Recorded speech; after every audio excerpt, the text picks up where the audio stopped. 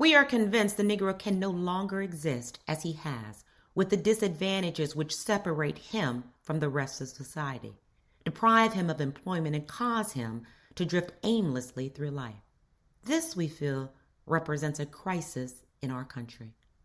This was just one of the conclusions of the 101-page report entitled Violence in the City, An End or a Beginning, a report by the Governor's Commission on the Los Angeles Riots 1965.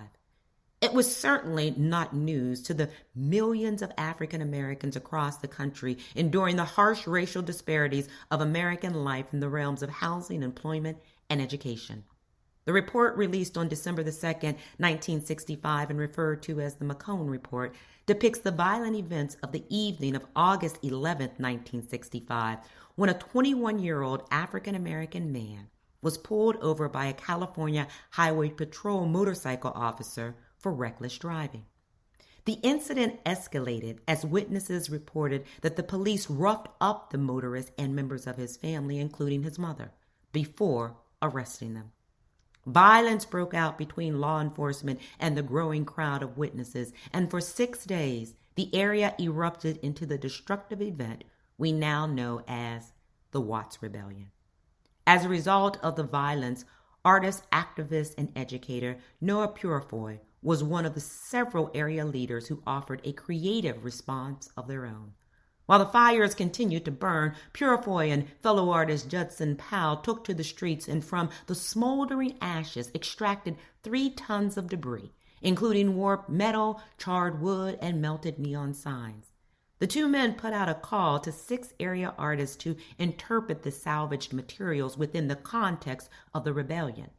The result was 66 signs of neon, an art exhibition later characterized by the Noah Purifoy Foundation as dominated by assemblages of artifacts of the Watts riots August 1965 as a one-to-one format of communication between individuals who otherwise would not or could not communicate, as an evolving system of philosophy. While the McCone Report highlighted joblessness, housing, and insufficient schools, Purifoy and Powell focused on the lack of artistic and creative outlets for young people. A longtime Los Angeles area resident and creative collector of junk and found objects, Purifoy graduated from Atlanta University in 1948 before earning a BFA from the school now known as Cal Arts in 1956. Just prior to the rebellion, Purifoy opened the Watts Towers Art Center, serving his community as its director. His artistic focus on found objects would ultimately influence other prominent artists like John Otterbridge and David Hammons. In the 1980s, Purifoy launched Artists in Social Institutions, which put art into the state prison system before relocating to the Joshua Tree area near the Mojave Desert. There, he created 10 acres of massive sculptures on the desert floor entirely from junk materials. This effort is commonly recognized as one of California's great artistic wonders. Noah Purifoy died in Joshua Tree, California in 2004. The Noah Purifoy Foundation continues to promote his work and maintain his desert site as a cultural center and sculptural park open to the public.